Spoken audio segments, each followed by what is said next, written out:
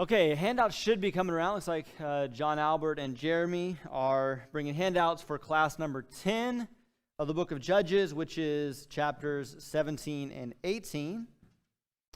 And as always, whether you're here or at home and would like to access that virtually, those are on our website under Media and Bible Class Material. Get this back on here. And I believe either these guys or somebody else will be running microphones for our class. So as we've said, and this has seemed to work out fairly well, that quick comments, shout-outs should be shouted out. But if you have a comment to make, a longer thing to say, then raise your hand and wait for a microphone to come to you so that we and people at home can hear what you have to say. Okay, book of Judges, and picking up in chapter 17, we're going to do a little bit of review. We always do review to some degree. But chapter 17 marks an important division in the book. I think John talked about this a little bit, but the story of Samson, which he covered over Sunday and Wednesday, that's really the last story of a judge in the book of Judges. So you might ask, well, what are the last 5 chapters doing if they're not about Judges? And we'll talk a little bit about that. But whatever the answer is to that question, we notice that there's no more stories of judges in the Judges. And so Samson is kind of like we've brought the story of Judges, the Judges, to an end. And then whatever we're starting now is something new that takes up the rest of the book. And so let's maybe talk about what we've seen and how that leads into where we are going. I thought about taking some time to discuss this. I do at some point before this class ends, a week from Wednesday, I want to take some time to discuss together these goals, and particularly how it is that we might accomplish these goals from our study of the book of Judges, and have a conversation about what do we see in the book of Judges that we want to make sure that we avoid in our own lives. What are the tendencies and people in the time of the Judges that we can identify even in our own lives and fight against or work actively against? How can we, on the other side, cultivate trust? What do we learn from Judges? Are there bright spots? We've debated that to some degree, but are there bright spots? Are there pictures of things that, hey, we can do this?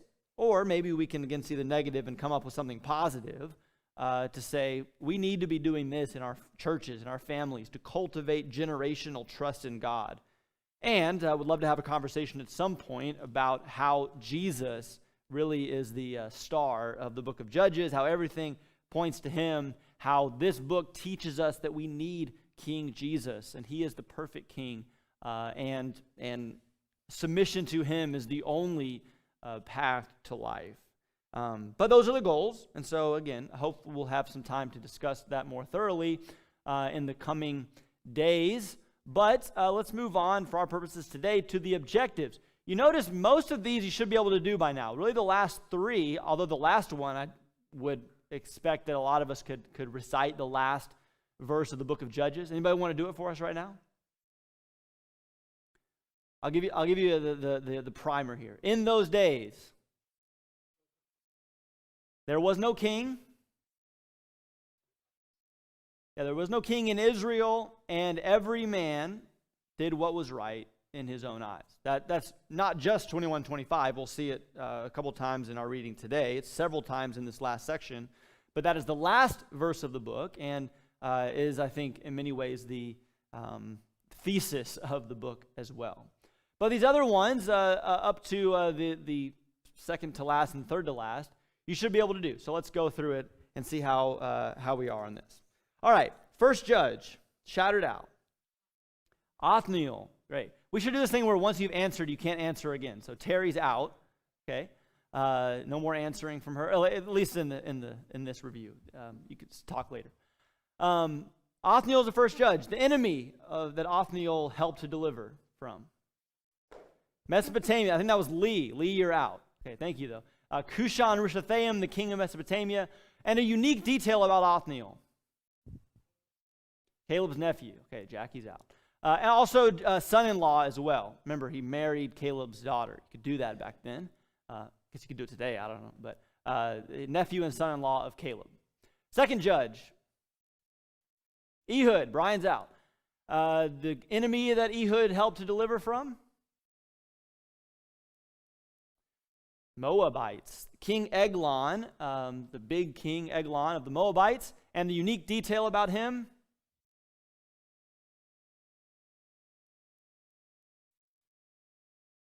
Left-handed assassin, yeah. The knife, the sword, the dagger went all the way through Eglon in his secret upper chamber, and then Ehud was able to get out of there before they caught him. All right. These are major judges here, but we are throwing in the minor judges on the side. So there's a minor judge after Ehud, and his name is Shamgar, okay? But in terms of the major judges, we'll talk a little bit more about this in a second. In terms of the major judges, the next one is who? Deborah. There were several of you there, so you don't all have to stay out. But, I guess if it's, if I can't tell who it is, then you can all stay in the game. Deborah and Barak, and their enemy was?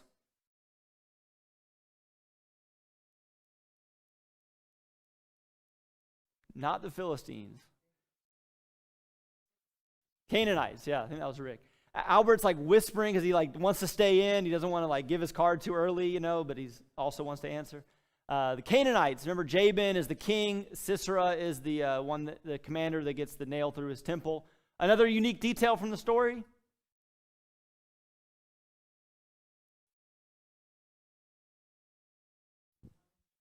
A woman gets the glory. Yeah, that's a big part. And again, for all of these, there's several I had on here. The chariots, remember, get bogged down in the rain. We learned about that in the Song of Deborah.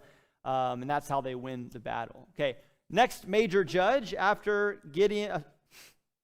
Now I'm out. Someone else has to teach.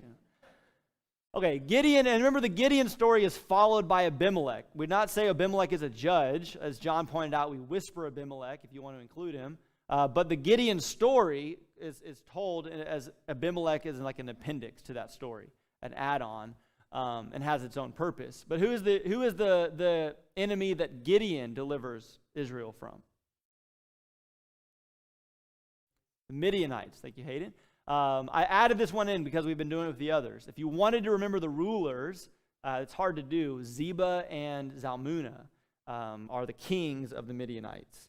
And then detail from Gideon. It's a lot. It's a long story. Also, there's details from Abimelech you could remember too. But yeah, Lucille, I think that's your second answer. But because it's you, I'm not going to come down too hard on you. So. No, thank you. Yeah, 300. That's what I had too. And remember, the torches and the pitchers breaks them, and that wins the battle. There are two minor judges after Gideon. Remember who they are? Tola and Jair, okay? And then the next one is, next major judge, Jephthah, okay? And his enemy is?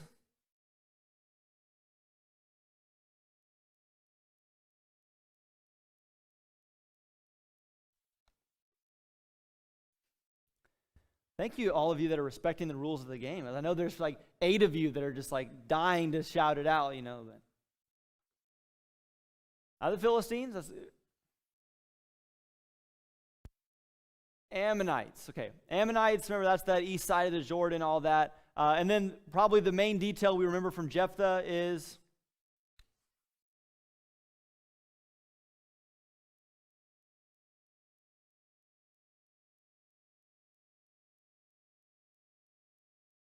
yes, exactly. Thanks, Trey. The vow to sacrifice. We've had a little bit of a debate about that. What was he vowing? What did he do? Okay, we could talk about that, but we do remember the vow. That's a central part of the story of Jephthah. It's a tough one here. There's 3 minor judges between Jephthah and the last one.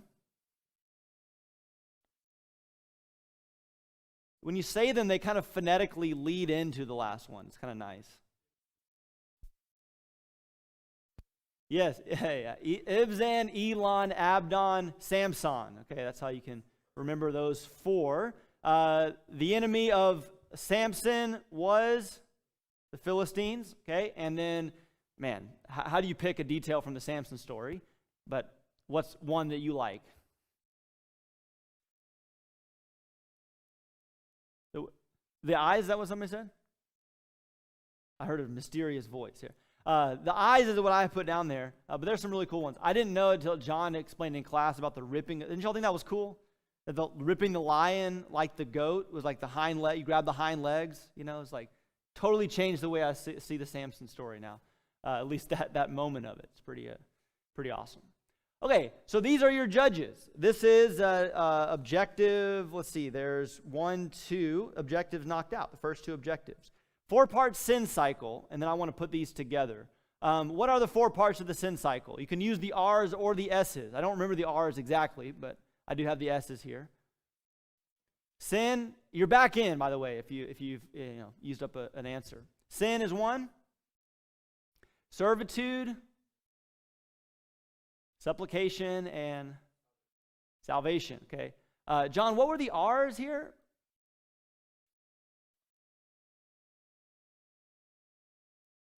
Okay, rebellion,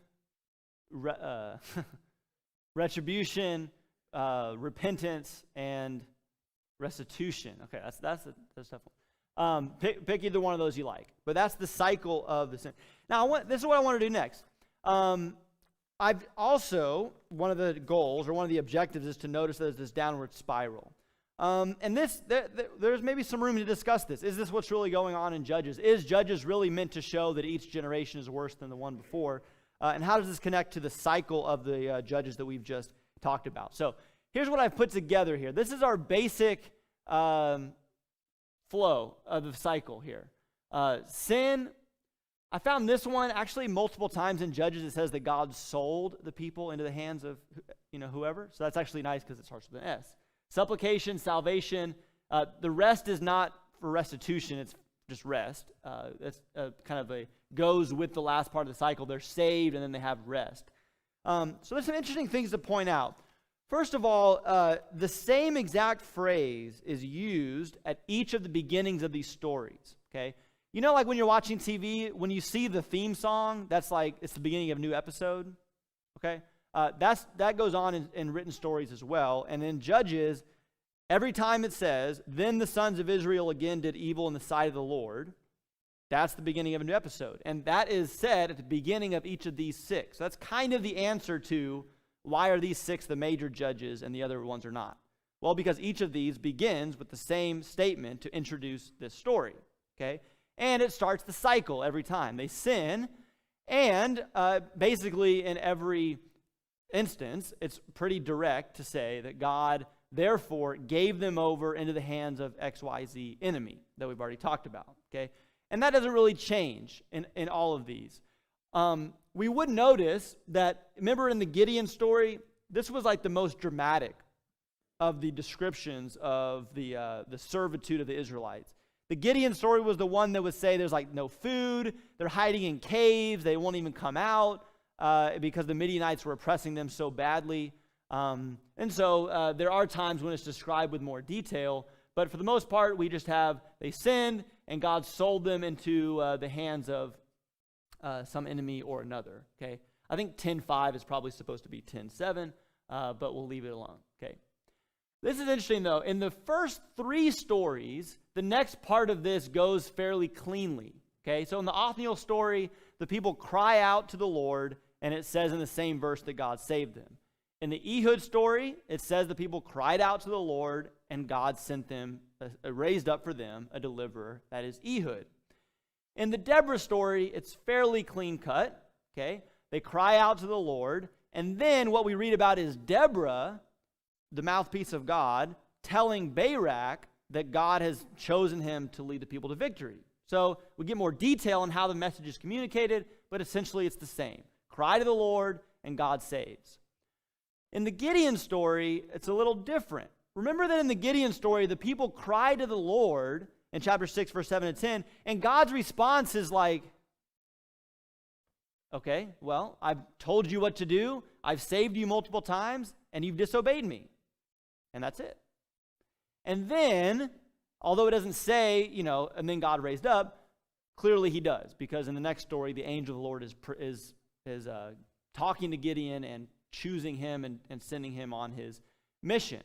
Okay, In the Jephthah story, it's even more different in that same direction.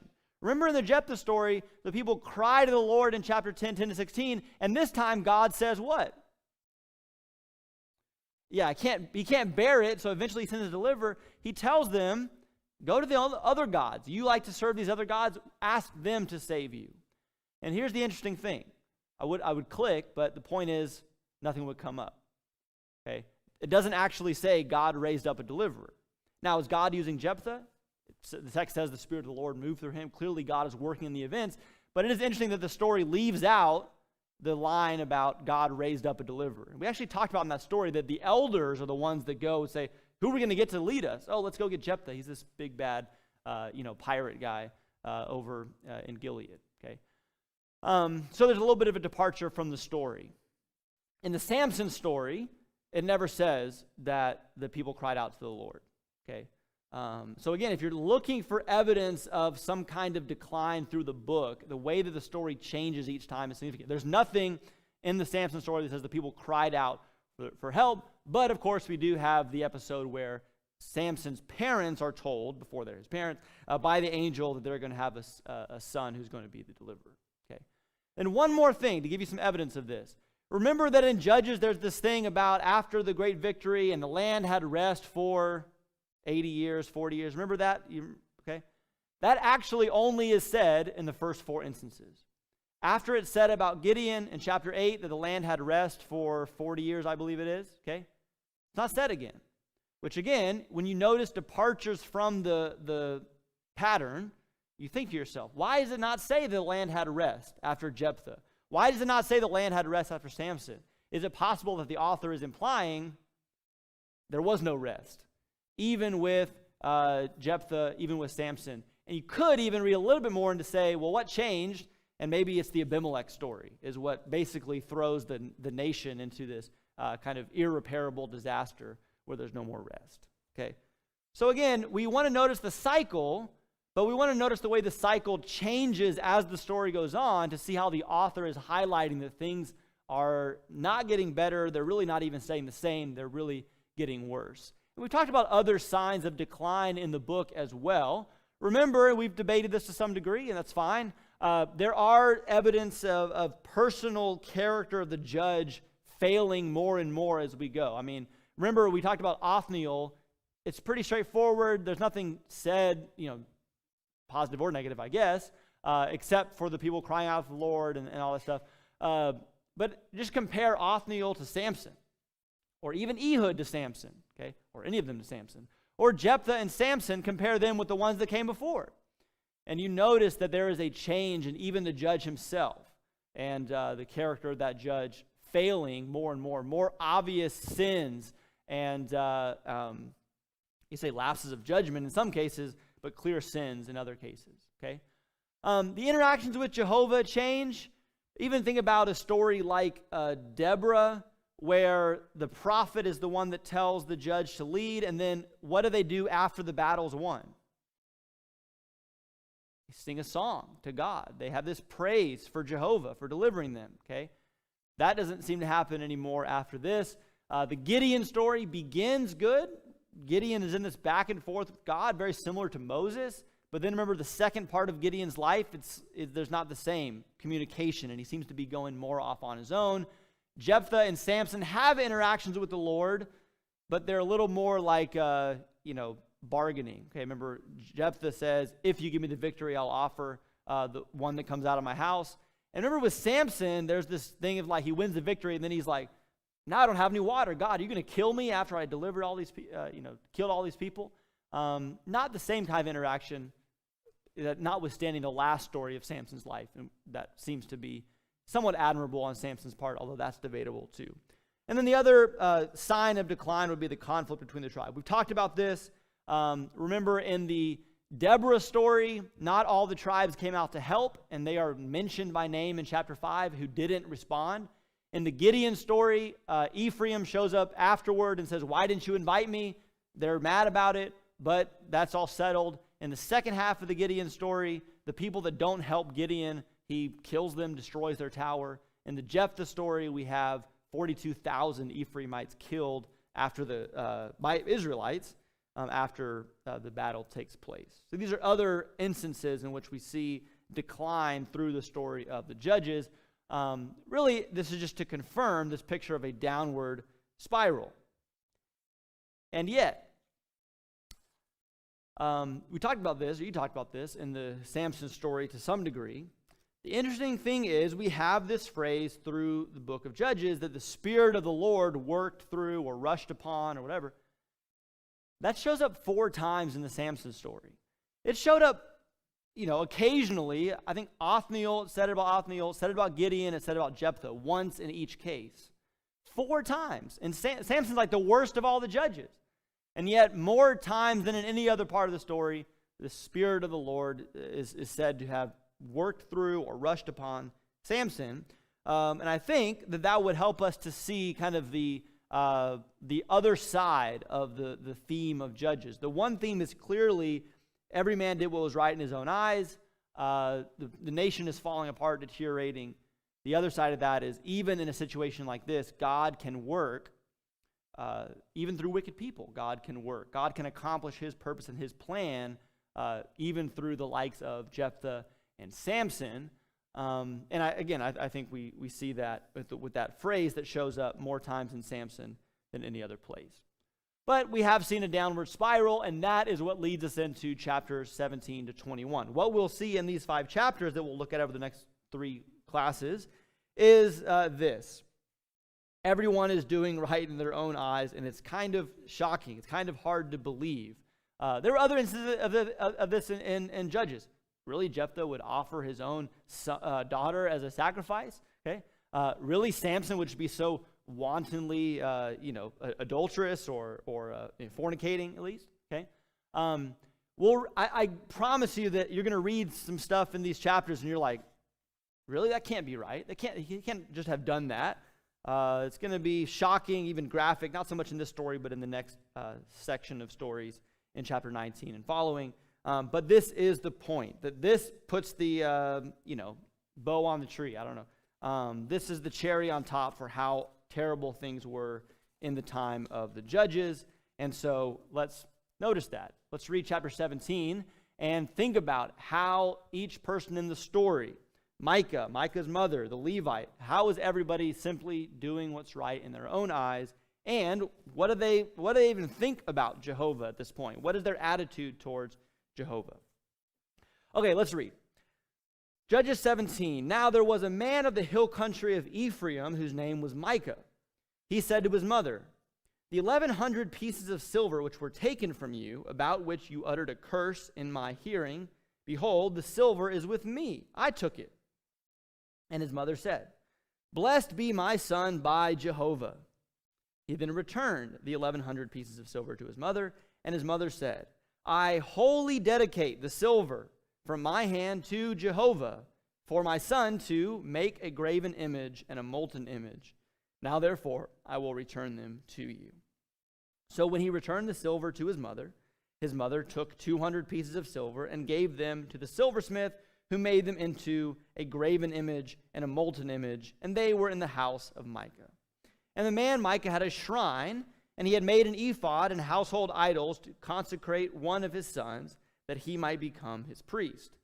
In those days there was no king in Israel. Every man did what was right in his own eyes. Now there was a young man from Bethlehem in Judah, of the family of Judah, who was a Levite, and he was staying there. Then the man departed from the city, from Bethlehem in Judah, to stay wherever he might find a place. And as he made his journey, he came to the hill country of Ephraim and to the house of Micah. Micah said to him, "Where do you come from?" And he said to him, "I am a Levite from Bethlehem in Judah, and I am going to stay wherever I may find a place." Micah then said to him, "Dwell with me, and I will be a father and a priest to you. I will give you 10 pieces of silver a year, a suit of clothes, and your maintenance." So the Levite went in. The Levite agreed to live with the man, and the young man became to him like one of his sons. So Micah consecrated the Levite. The young man became his priest and lived in the house of Micah. Then Micah said, "Now I know that Jehovah will prosper me, seeing I have a Levite as priest." Okay, where do we want to start? Evidence of every man doing what was right in his own eyes.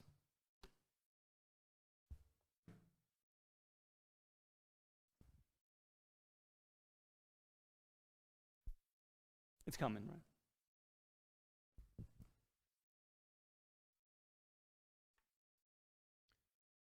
Well, the chapter starts out with Micah, who is a thief. He stole from his own mother. And the mother rejoiced when he confessed and dedicated the money to Jehovah in the hands of Micah, who then created graven images to false gods, of which the mother didn't seem to object to at all. And I guess we could go on, but he decided that he was some type of ruler or king, so he wanted to appoint for himself a priest. He wanted it from his son, but he found this Levite who decided that he'd be a priest to Micah, of which, again, you can see the priest is totally, what's the term I would use, misled into thinking he could actually do that. We don't even know what tribe he was from or what duties he could perform, but he accepted being a priest, thinking he was of Jehovah when he was serving Micah. Okay, other things that stand out to you. Brian's given us a nice overview here. Were there particular details that you thought, really? Did I read that right? Surely they wouldn't be doing that, or... Yeah, Michael?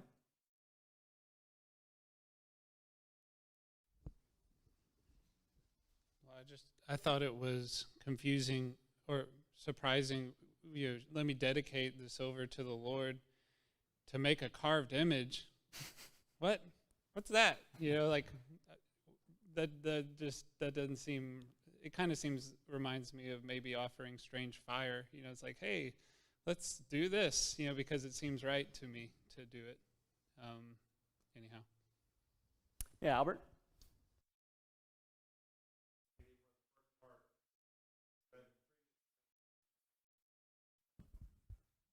Heard the footsteps. Read in previous Judges where a vow is made and kept at bitter pain, and here we have the mother has made a curse, and it seems possibly to have bothered Micah, but it's not upheld and followed through, and instead a blessing is made upon because it's her son. So it just seems their word is becoming weaker since we read in the previous Judges. So on your handout, I've given you the specific people. So Micah, we've seen Micah, Brian points out he steals, the first thing we know about him. By the way, the name Micah is a shortened version of a longer name, Micah Yahu or something, that means who is like Yahweh. So there's some irony there in his name, the meaning of his name and the actions that he is taking place here. He steals. And then, as Albert points out, the stealing really has no consequence, even though the mother had. Now, there's some kind of, as you can imagine, people always have things they want to study more about, and scholars that have their theories. There is a theory about that a curse can turn into a blessing if the person who, was wrong, is in the wrong, voluntarily, fesses up and offers. But I still will take Albert's point that not only does he steal, nothing happens. In fact, he's praised. No consequences for Micah.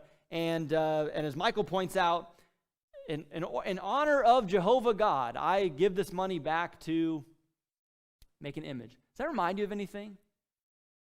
Building an image in honor of Jehovah. Yeah, that's exactly what Aaron and the Israelites do in Exodus 32. Okay, if you read that text closely, Aaron says, after building the golden calf, this is Jehovah. The word is used. You're all caps, L-O-R-D. Jehovah who delivered you from Egypt. Okay, the point of the calf was not to make a totally other god that no one had ever heard of. The point of the calf was to represent Jehovah, which is, again, part of the Ten Commandments, not to do that. But here in the Judges story, in Judges 17, same thing happens. What else do we have here? By the way, just because it's too fun to pass up. Anybody notice a discrepancy in the numbers about the money that was stolen? Yeah, the 1,100 was what was stolen. He returns it, and the mom said, I wholly dedicate this. Now here's 200 to go make the idol. What'd you do with the other 900? Pocketed it, I guess. But another instance of what's motivating. Speaking of, Micah finds himself a priest, or a Levite that he makes into his priest. And what convinces the Levite to be his priest? Yeah. The literal phrase in verse 12 is he filled the hand of the Levite. Now, that is used in other places of legitimate consecrating or anointing, but I think as the story goes on, we'll see that filling the hand also has a double meaning in the story as well. He filled the hand, he paid it, and the Levite said, hey, that works out for me. I'll take the stuff. I'll take the yearly salary and the clothes and all that kind of stuff. And Micah's attitude at the end of the story is what? Now I know. Why does he know that Jehovah will prosper him? And not just a priest. I have a Levite. Why does he say that I know Jehovah will prosper me? I have a Levite for a priest.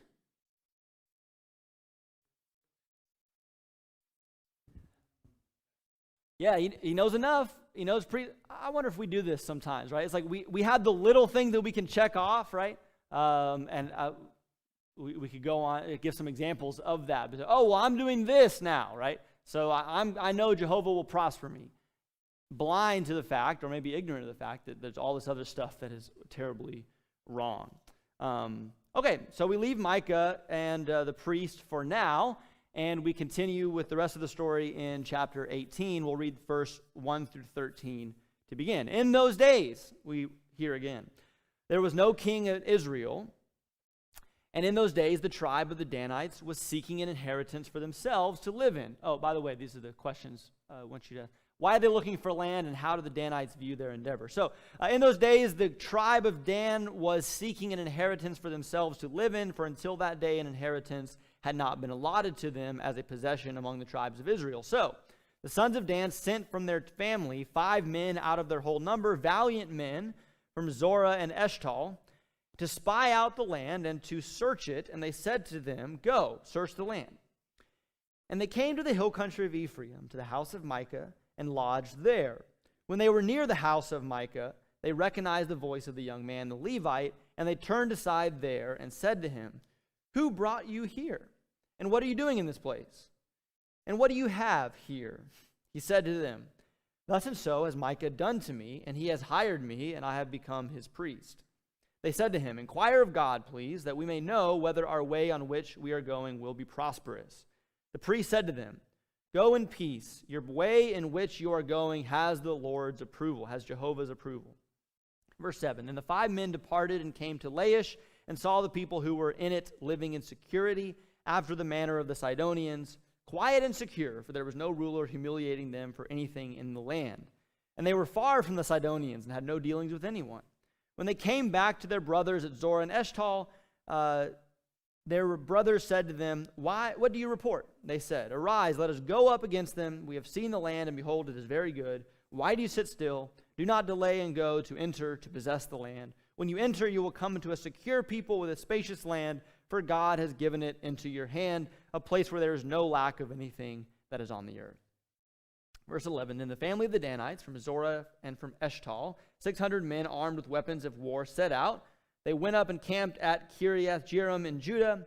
Therefore they call that place Mahana Dan. To this place, behold, it is west of Kiriath Jearim. They passed from there to the hill country of Ephraim and came to the house of Micah. We'll pick up there in a second. But what do we want to say?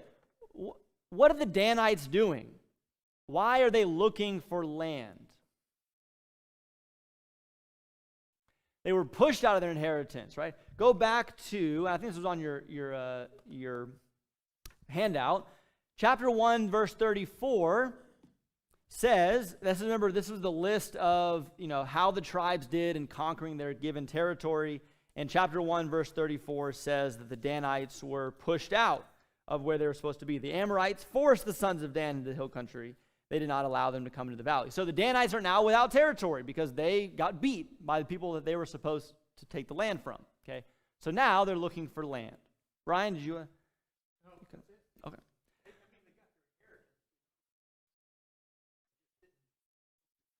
And that's why 134 is critical. Now the author of Judges knows you've already read 134. Okay, so he doesn't need to go into they were pushed out. He says they're looking for an inheritance. And he's, why? Oh, we remember why they're looking for an inheritance. They had one given to them, as Brian points out, but the Amorites defeated them.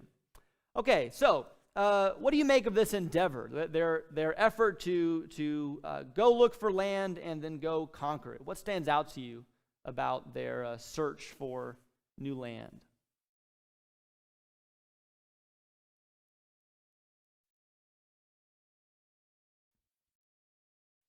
Albert and then Michael. Did you have something, Brian? Okay. It reminds me of me from my days of my Catholic, where I had a lot of outward symbols that I was relying on and helping me feel as if I was being spiritual and righteous in what God was asking of me. But then through studying the scripture, I realized that I was placing emphasis on the wrong things and making my own plan and ignoring what God was asking of me. So I just see them going to strangers and then going and then having these, God has spoken to us, and it just reminded me of my journey through my Catholic time. Thank you, Albert. Michael? I changed my mind. Now I'm interested. I want to know what you were first thinking, then what you changed. We can talk about it afterward. Brian? Well, God made it clear that he was with the Israelites, and that if they would pursue the conquest, he would give them victory. So there's something amiss that the Danites could not complete the conquest of their allotted territory, number one. And number two, they somehow have figured out they want their land, but instead of seeking God in order to obtain their inheritance from God, they resort to Micah and the false priests and the false idols. There's a story here that we're supposed to be thinking of when we read Judges 18. What story, familiar story, comes to your mind in reading about the Danites here?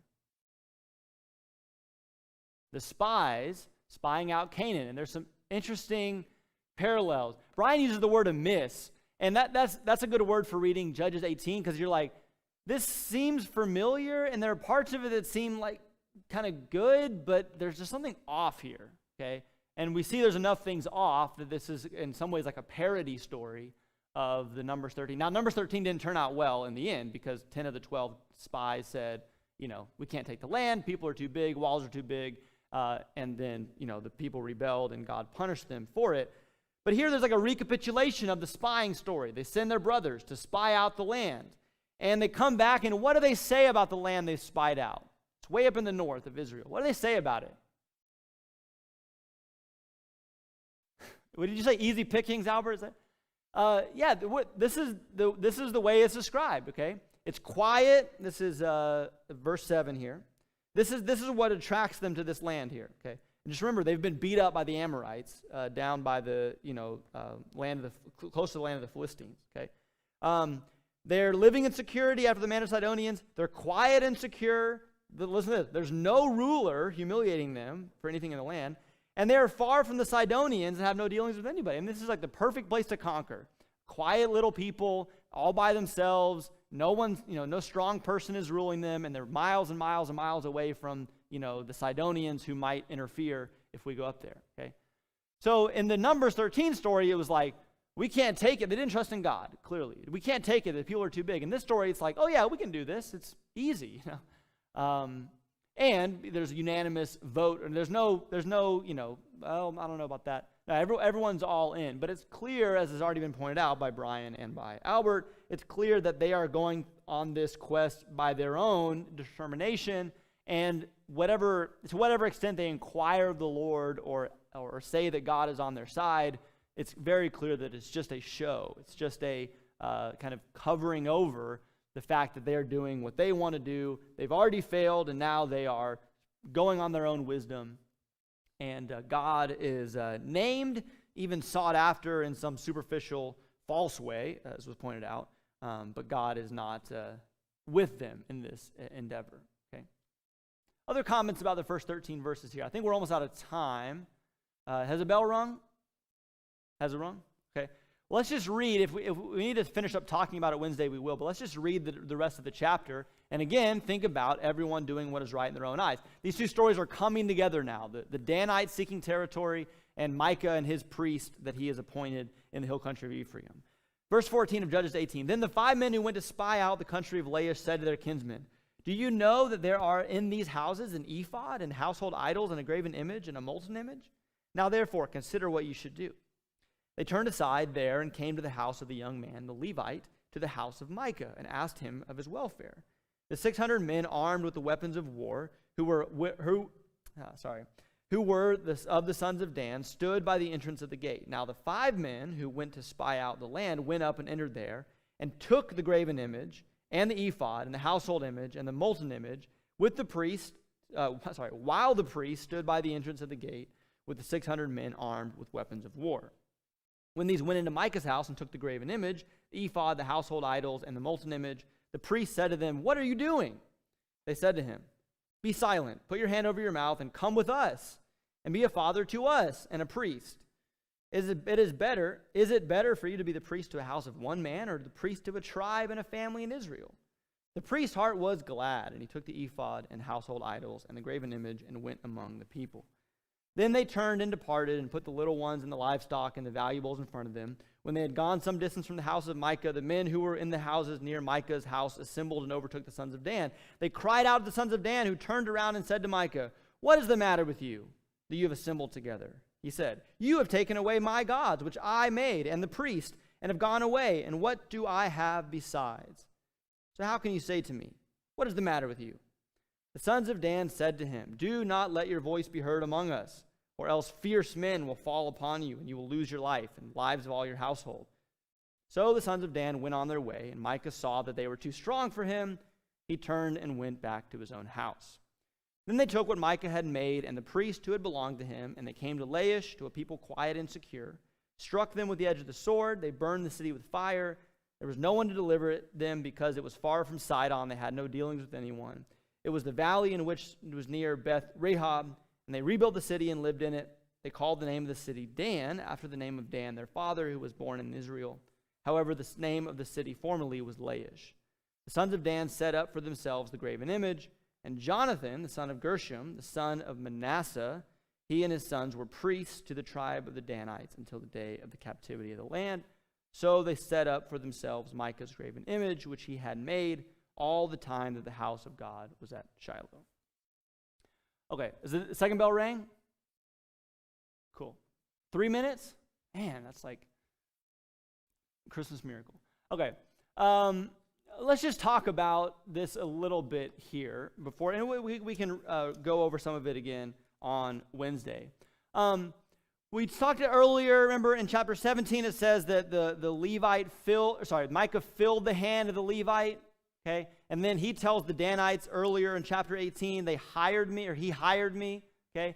And so now when the Danites come to town and they're on their way up to, their conquest, and they come through and they say, hey, we remember this place. There's idols, there's an ephod. Basically, there's stuff to take. So if there's stuff to take, why not take it? I mean, after all, you do what's right in your own eyes. So they come in to steal the idols, and the priest says, what are you doing? And the Danites say, basically, don't say anything. We're taking this stuff with us because we can. And by the way, why don't you come with us and be our priest? I mean, after all, why do you want to be a small town priest when you can be mega church pastor for the whole tribe of Dan, right? The response is, oh yeah, that's a great idea. Verse 20, the priest's heart was glad, and so he goes along. So again, all these characters, Micah's mother, Micah himself, the Levite, the Danites, this is just whether it's money or power or strength, and that's really what allows them to get away with this, right? This is might makes right. When Micah tries to stop them and say, what are you doing? They say, be quiet. Look, we got all this force of guys. You can't touch us. So just go home. Don't say anything. And Micah has to, okay? This is the kind of stuff, by the way, that's glorified even in our society. I mean, if we're wanting to make connections here about, if you're strong enough, then you have the right to take what you can take. If you have the strength, go for the money. Follow the money. do what you can do to make your situation better. And that's exactly what happened. So they take those idols and they take the priests. They go up to Dan, up in the far north. By the way, remember that Dan, the city of Dan in the far north, becomes one of the places that Jeroboam sets up his golden calf in the days of the divided kingdom. And so there's probably a history for that rooted in Judges chapter 18. Maybe there was already, some idols and a priesthood there. And so Jeroboam was able to just use that for his own purposes, put a golden calf there. That became, until the captivity, a center of worship. And I'll leave you with this. You may have a note in your Bible about this. This may be the punchline of the whole story, but there's some question about it. So don't take it with a grain of salt. Verse 30 tells us that the Levite was the son of Gershom, the son of and the ancient texts of the story say the son of Moses. It's been changed later on, and a lot of people think that the people editing it, or people copying the scriptures, saw that this guy was a descendant of Moses. By the way, Moses' son was Gershom, so that would make sense. He's descended from Gershom, the son of Moses. And they said, Moses' descendant in this story?